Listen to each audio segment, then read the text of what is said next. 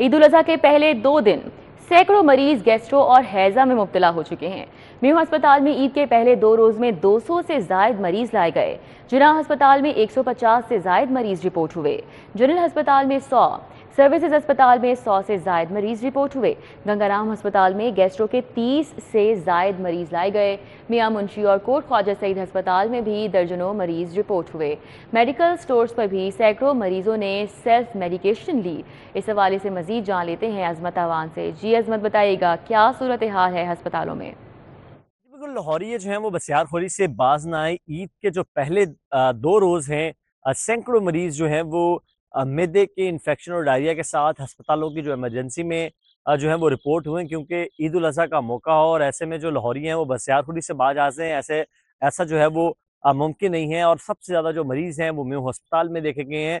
Overall मरीजों की जो तादाद है मुख्तलिफ अस्पतालों में, शहर के जो सरकारी अस्पताल में 2000 से ज़ायद बताई जा रही है। जो ईद उल अज़हा के पहले 2 रोज़ हैं, डायरिया और उसके साथ साथ जो है मैदे के इन्फेक्शन के साथ म्यू अस्पताल में पहले 2 रोज़ तकरीबन 200 से ज़ायद जो मरीज़ हैं वो सामने आए हैं। जिन्ना अस्पताल में भी 150 के करीब जो मरीज़ हैं वो डायरिया और मैदे के इन्फेक्शन के साथ सामने आए, जबकि सर्विसेज अस्पताल और जनरल अस्पताल में 100 से ज़ायद जो मरीज़ हैं वो सामने आए हैं। गंगाराम अस्पताल में भी 30 से ज़ायद जो मरीज़ हैं वो सामने आए, जबकि मियां मुंशी जो अस्पताल है, ये मंजंग अस्पताल है, यहाँ पर भी जो मरीज़ हैं वो गैस्ट्रो और मैदे के इन्फेक्शन के साथ रिपोर्ट हुए। जबकि तिब्बी माहिरीन की जानिब से कहा जा रहा है कि बसियारखोरी में ईद उल अज़हा के मौके पर जब खासकर स्पेशल गर्मियाँ ज़्यादा होती हैं, इससे मैदे का जो इन्फेक्शन है और डायरिया जो है वो बढ़ जाता है। इसी की बिना पर जो शहर के अस्पताल है वहाँ पर बसियारखोरी से जो मरीज़ हैं इनमें इजाफा हुआ है। तो तिब्बी माहिरीन ने शहरी से दरख्वास्त की है कि शदीद गर्मी के अंदर ज़्यादा जो गोश्त है वो ना खाएं, क्योंकि जब ज़्यादा गोश्त खाते हैं तो मैदे का जो इन्फेक्शन है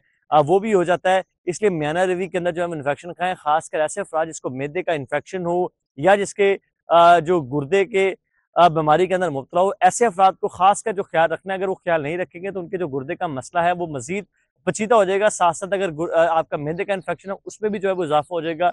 एहतियाती तदाबीर का इस्तेमाल किया जाए, जबकि गोश्त है उसको कम मकदार में सब्जियों के साथ खाया जाए और लीमू और जो ठंडे मशरूबात है उसका जो इस्तेमाल लाजमी किया जाए, क्योंकि शदीद जो गर्मी है इसके साथ साथ जब ज़्यादा गोश्त खाया जाएगा तो इससे जो है वो डायरिया का जो खतरा है वो बढ़ जाता है और मैदे का इन्फेक्शन का भी खतरा बढ़ जाता है। तिब्बी माहिरीन ने शहरी से दरख्वास्त किया कि आने वाले दिनों में भी अगर गोश्त पड़ा हुआ है, अगर खाने का दिल कर रहा है तो म्याना रवी के साथ खाया जाए।